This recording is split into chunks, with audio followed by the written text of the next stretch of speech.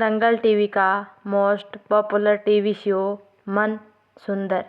इस शो की सारे ट्विस्ट अब ख़त्म होने वाली हैं, लेकिन साथ ही कुछ नए ट्विस्ट भी शुरू होने वाली है। जैसा कि हम जानते हैं, नाहर की मां की आत्मा इस घर में सभी को बहुत ज़्यादा परेशान कर चुकी है।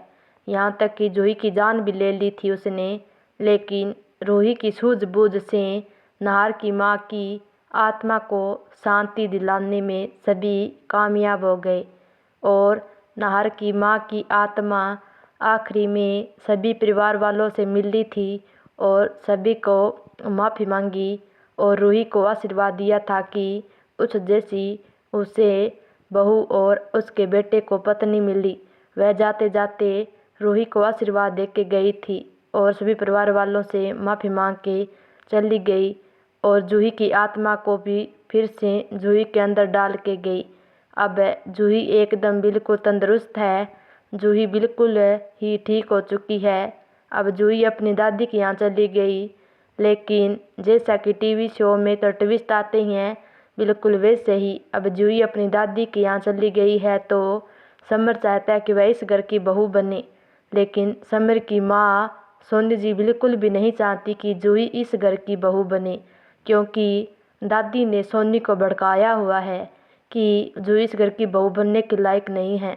और दादी यह सब इसलिए कर रही है क्योंकि दादी नहीं चाहती कि रूही भी इस घर की बहू बन के रहे, और अगर जूही इस घर की बहू बन गई तो रूही को निकालना तो दादी के लिए मुश्किल ही नहीं नामुमकिन हो जाएगा।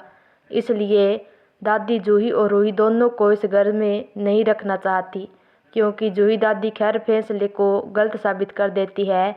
और उधर है नाहर और रूही बहुत खुश है कि उनकी ज़िंदगी में अब खुशहाली आ चुकी है, जहां रूही की बहन ठीक हो गई है और नाहर की मां की आत्मा को भी शांति मिल चुकी है।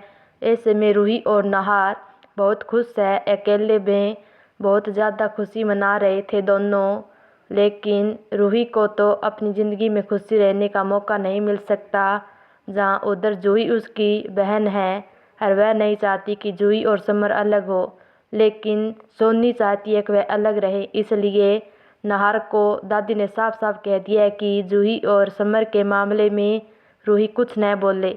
इसलिए नाहर ने भी रूही से साफ साफ कह दिया कि अगर तुमने उनके मामले दस्तक दी तो मुझसे बुरा कोई नहीं होगा।